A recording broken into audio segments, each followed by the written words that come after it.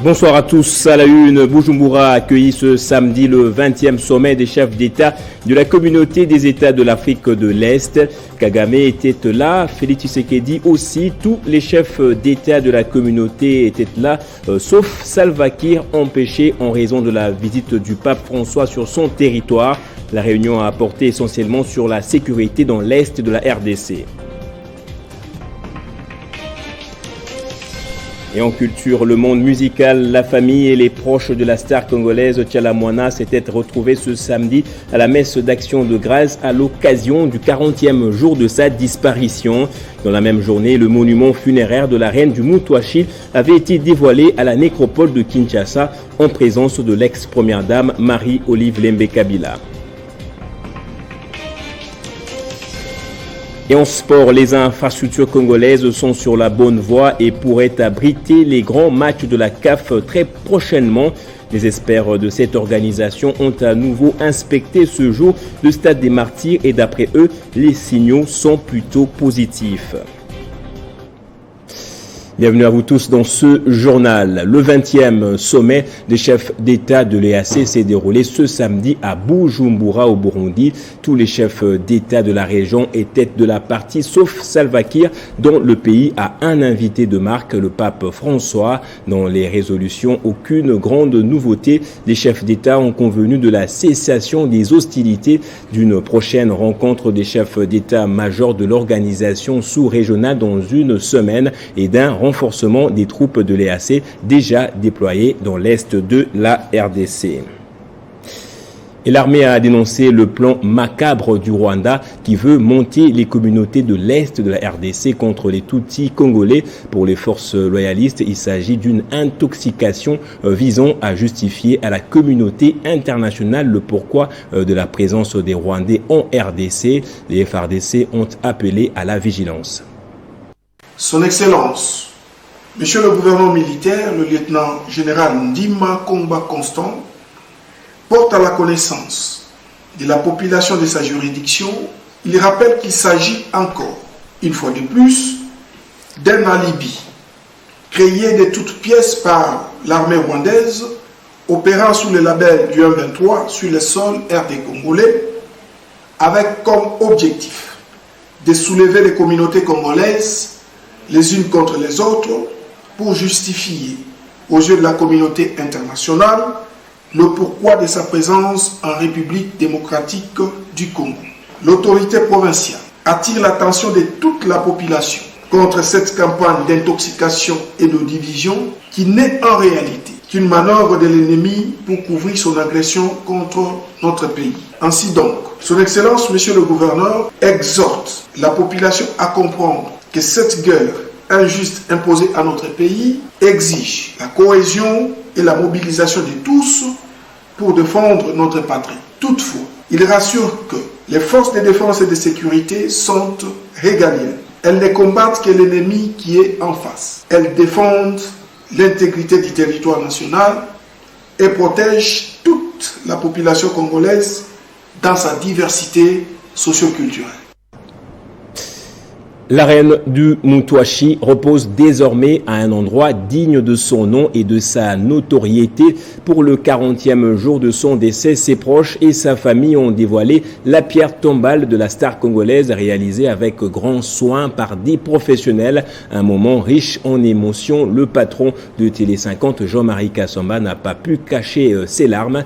Bien avant ce dévoilement, le monde musical s'était retrouvé à la paroisse Notre-Dame des Fatima pour la messe d'action de grâce. Cette autre activité s'est réalisée grâce à l'accompagnement du couple Kabila. Le directeur général de l'autorité de régulation de la sous-traitance dans le secteur privé en RDC, Miguel Katem Kachal, continue à approcher toutes les parties prenantes à l'essor de la sous-traitance en RDC. Ce samedi, c'est la Chambre des mines de la Fédération des entreprises du Congo, FEC en sigle, qui, au finish, a promis tout son accompagnement dans ce secteur. trouvèrent une convergence de vues afin de redynamiser les passerelles de collaboration entre l'ARSP et l'AFEC. Tel est l'objectif des échanges qui se sont déroulés cet après-midi au siège de la Direction générale de l'autorité de régulation de la sous-traitance dans le secteur privé, en RDC. En effet, dans une ambiance détendue, le directeur général de l'autorité de régulation de la sous-traitance, l'honorable Miguel Katem-Kachal, ses collaborateurs provinciaux et régionaux, ainsi que la délégation de la Chambre de mines de la Fédération des entreprises du Congo, conduite par Louis Watoum, ont évoqué la feuille de route pour 2023 afin de valoriser les activités de la sous-traitance principalement dans le domaine de mines qui se présente comme étant le plus grand secteur porteur de croissance en RDC. C'est faire un tour d'horizon de tout ce qu'il faut pour finalement promouvoir la sous-traitance locale. Nous partageons ce même souci, celui de voir les Congolaises et les Congolais qui vont dans la sous-traitance locale se retrouver, créer des richesses et finalement constituer cette classe moyenne que nous appelons de tous nos voeux. Nous avons donc parlé de tous ces sujets qui sont très importants. Ce tour d'horizon aura permis au DG de cette institution publique et ses invités de pouvoir cerner les problèmes qui constituent un frein au développement de la sous-traitance locale afin d'y remédier. Le défi, c'est au-delà de la volonté politique qui est déjà avérée, qui est là, au travers de la loi de la sous-traitance qui existe, c'est rendre cela pratique. C'est que nous regardions tous dans la même direction, c'est ça le vrai défi. Il faut que les donneurs d'ordre comprennent qu'il faut ouvrir les opportunités à nos sous-traitants locaux. Merci à l'autorité, merci au chef de l'État, parce qu'il a ce souci-là de voir cette classe moyenne se développer. À noter que la création des richesses et constituer la classe moyenne congolaise reste véritablement le cheval de bataille de Miguel Katem-Kachal, selon les orientations du chef de l'État, Félix Antoine Tshisekedi Tshilombo. Et après les femmes, sportifs, motards et d'autres structures d'appui au parti, Steve Mbikaï, président national du Parti travailliste, a installé le comité restructuré du mouvement des jeunes travaillistes et donne de nouvelles directives. C'était au cours d'une grande cérémonie organisée ce samedi au siège du parti. Au cours d'une grande cérémonie organisée au siège du Parti travailliste, situé sur le boulevard Sendoué, dans la commune de Kalamu à Kinshasa, le président national du parti a, face aux jeunes travaillistes, centré sa communication sur le processus électoral. Pour Steve Mbikaï, l'urgence est de donner une majorité écrasante au parti et lui permettre de jouer un rôle important après les élections qui auront lieu cette année. De ces faits, il a installé le comité national du mouvement des jeunes travaillistes restructuré sous les ovations de l'assistance.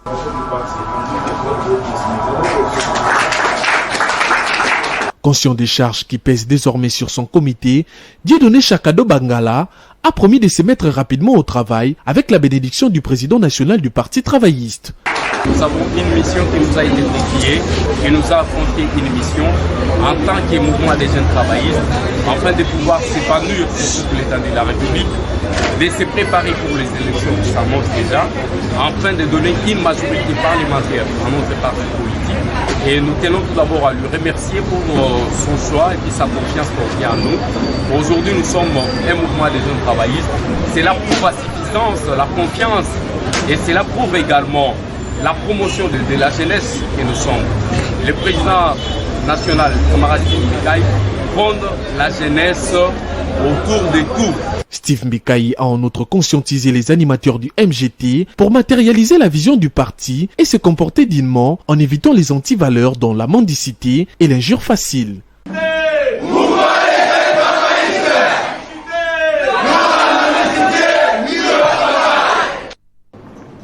Et dans le but de se préparer aux élections de 2023, la Ligue des femmes de l'ACP, Alliance des Congolais progressistes, a validé le calendrier des activités de cette année. Ces hauts cadres et femmes du parti ont été sensibilisés à mieux s'identifier pour donner le meilleur d'elles-mêmes dans la société. La séance de travail couplée à la cérémonie de l'échange de vœux à la Ligue des femmes de l'Alliance des Congolais progressistes présidée par Ketia Olangui a permis à ces femmes, au cadre du parti cher à Gentine Ngobila, d'adopter les calendriers de différentes activités pour l'année 2023.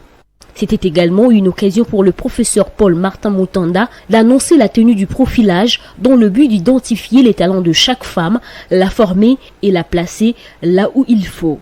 La femme va être un canal pour pouvoir transmettre non seulement les compétences, transmettre aussi la connaissance, mais aussi transmettre la motivation pour nous identifier effectivement comment est-ce qu'elles vont être très productives, mais surtout très efficaces dans leur fonctionnement. Une initiative de Ketia Olangi visant à booster les niveaux intellectuels de ce haut cadre de l'ACP afin de leur préparer en amont de prochains scrutins. Surtout que c'est une année électorale, nous voulons organiser nos femmes, organiser les circonscriptions, nous voulons former les femmes. Nous ne voulons pas envoyer des femmes telles villes au Parlement ou dans les postes de décision. Le peuple a besoin de voir des leaders d'opinion avec une vision claire. L'ACP a des femmes avec des femmes intelligentes et qui ont une vision claire par rapport à la nation. Je fais appel aux femmes, venez adhérer à l'ACP. C'est un parti crédible, un parti de femmes intelligentes et nous savons ce que nous voulons pour notre nation. Cette activité a été sanctionnée par le partage d'un repas copieux et par la remise de pagnes, un geste de solidarité de Ketia Olangi, présidente de la Ligue des femmes de l'ACP.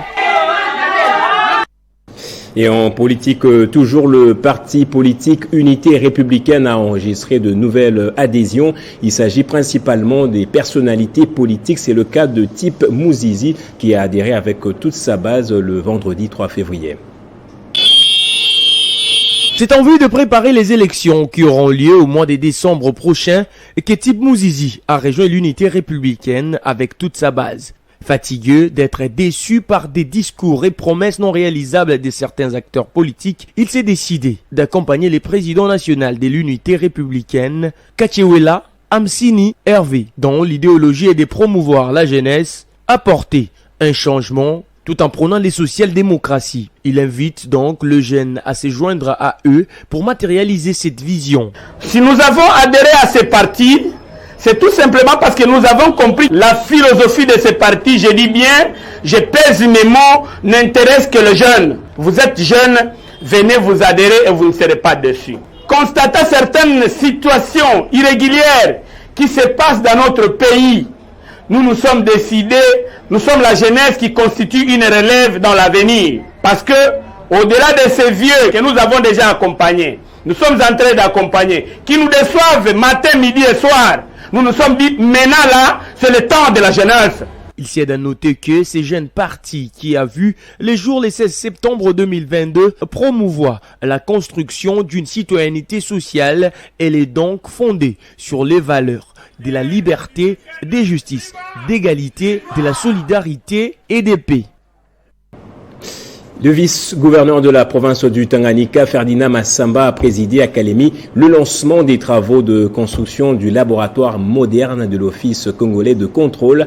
C'est une réalisation de l'OCC avec l'appui financier du gouvernement provincial.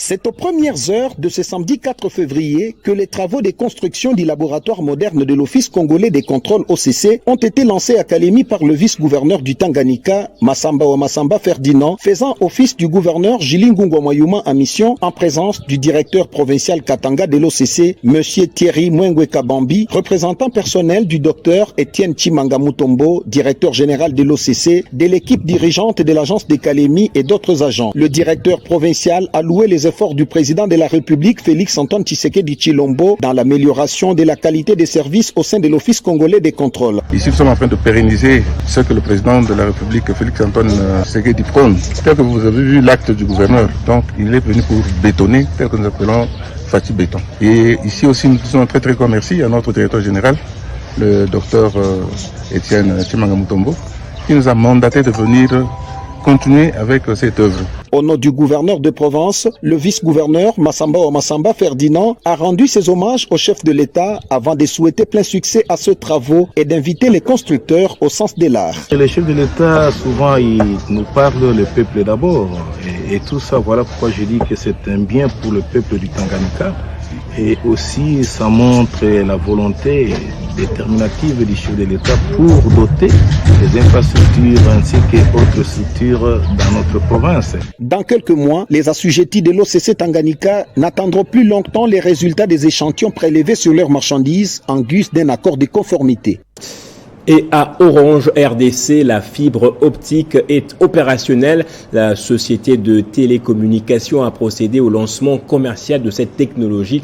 C'est vendredi 3 février. En mettant le cap sur cette technologie de pointe, Orange RDC, avec son service d'Internet fixe illimité à très haut débit, traduit sa volonté d'offrir aux Congolais une connexion de très grande qualité.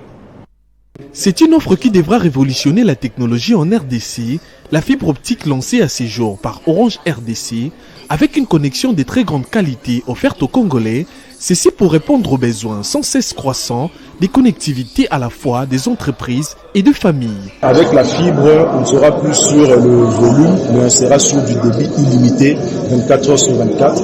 Et puis, nous avons mis en place aussi plusieurs outils, notamment des outils d'éligibilité. Donc, de chez vous à la maison, vous êtes en mesure de vérifier si vous pouvez accéder à la fibre ou pas et souscrire immédiatement aux offres. Pour y accéder, c'est très simple. Vous pouvez soit appeler le numéro 1666 pour demander de souscrire. Nous avons déployé aussi un site internet qui s'appelle mafibre.orange.cd. La fibre Orange a une connexion illimitée à très haut débit et stable, insensible aux intempéries, déconnectée en simultanéité plusieurs équipements sans impacter la qualité des services. Orange, à travers cette solution, vient répondre à de nombreux besoins. C'est de pouvoir assurer une connectivité très haut débit qui va au-delà de 500 MB par seconde, donc qui va au-delà des débits que proposent toutes les technologies existantes jusque-là. Elle est enrichie par des solutions de sécurité. Lancée en premier point dans la commune de la Gombe, la fibre Orange va bientôt s'étendre dans d'autres communes de Kinshasa et les provinces seront également connectées pour le bonheur de l'ensemble de la population congolaise. Et c'est l'actualité dans le monde à présent. La Russie joue le tout pour contourner les sanctions économiques lui imposées par l'Occident. Le pays envisagerait déjà de nouveaux partenariats avec l'Inde dans le but de créer une grande banque. Entre-temps, la Crimée a décidé de nationaliser les biens ukrainiens en vue de soutenir la guerre menée par Kremlin. C'est la proposition radicale qu'a fait Moscou à New Delhi pour justement contourner les sanctions infligées au système bancaire russe. Depuis le début de la guerre en Ukraine, l'Inde veut faciliter les transactions roupie-rouble, mais la banque centrale russe veut quant à elle aller plus vite. En effet, plus le conflit s'enlise et plus l'Inde, important acheteur d'armes et de pétrole, devient un partenaire commercial crucial pour la Russie. Le problème, c'est que les échanges commerciaux sont compliqués par l'exclusion de la Russie du système de transfert d'argent international SWIFT. Récemment, le ministre des Affaires étrangères indien s'est engagé à fournir des pièces détachées pour les avions et les trains russes. Par ailleurs, la Russie manifeste alors un certain mécontentement face à une harmonisation financière avec l'Inde qu'elle juge trop lente. On signale cependant, aucun progrès n'a été fait. Pour rappel, l'Inde a ouvert en novembre 9 comptes dits Vostro. Les banques russes peuvent les utiliser pour facturer directement en roupies sans passer par le dollar. Pour contourner les sanctions mais également les manœuvres financières, Moscou souhaite ouvrir sa propre banque sous contrôle russe en Inde. Et en sport, cette fois pour terminer, il ne reste pas grand-chose pour que le stade des Martyrs soit homologué. Les inspecteurs de la CAF ont salué l'état d'avancement des travaux après leur visite du temple du football quinois en marge de l'organisation de la première édition de la Super Ligue africaine et aussi pour les interclubs de la CAF et les éliminatoires de la prochaine CAN. Le stade des Martyrs doit rester sur cette bonne dynamique de travaux pour en finir une bonne fois pour toutes. Bon, aujourd'hui, au stade de Martyrs, on a fait une mission de, je pense, 3 heures ou 4 heures. On a vu qu'il y a des choses qui ont été améliorées, mais aussi il y a des choses qui continuent pour être faites. Ce samedi 4 février 2023, le groupe d'inspecteurs de la Confédération africaine de football, conduit par Mohamed Sidat, l'a inspecté compartiment par compartiment, question de s'enquérir des avancées de travaux menés et effectués par le gouvernement de la République démocratique du Congo. Tel qu'ici à la tribune de presse nouvellement installée, qui est l'un des éléments clés de cette visite, mais également la sécurité, elle, qui est un secteur qui constitue le nœud même des confrontations de la CAF. Il faut qu'on a l'attention non seulement au jeu, aux 90 minutes, mais aussi toutes les autres facilités, les accès des spectateurs. Avec sa pelouse posée en 2021, répondant aux exigences de la Confédération africaine de football et certifié par la FIFA, le Stade des Martyrs ne connaît à ce jour aucun problème sur sa partie technique. Donc, côté RDG, la pelouse a été fortement appréciée par l'expert Pelouse Guéré qui est là. Reçu par le ministre des Sports et Loisirs, Serge Condé, dans son bureau du Stade des Martyrs de la Pentecôte, Mohamed Sidat et toute son équipe ont été certifiés de la volonté manifeste du gouvernement de la République. Avec ce choix de la CAF et du Tout-Puissant Mazembe Globert sous cette infrastructure imposante au milieu de la commune de Kinshasa, la République démocratique du Congo tient à se vendre autrement, surtout avec la Super League de la Confédération africaine de football. Place au rappel des principaux titres de ce journal à présent.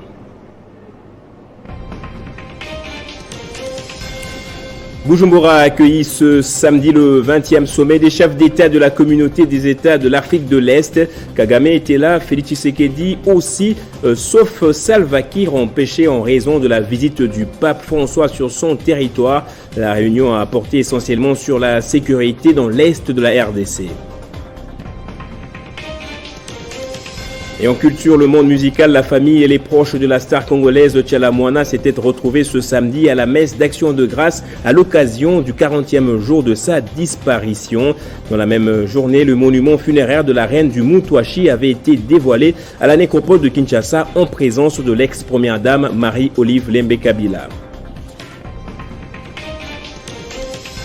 Et en sport, les infrastructures congolaises sont sur la bonne voie et pourraient abriter les grands matchs de la CAF très prochainement. Les experts de la CAF ont à nouveau inspecté ce jour le stade des Martyrs et d'après eux, les signaux sont plutôt positifs. Et c'est par ici que se referme ce journal. Merci à vous tous de l'avoir suivi.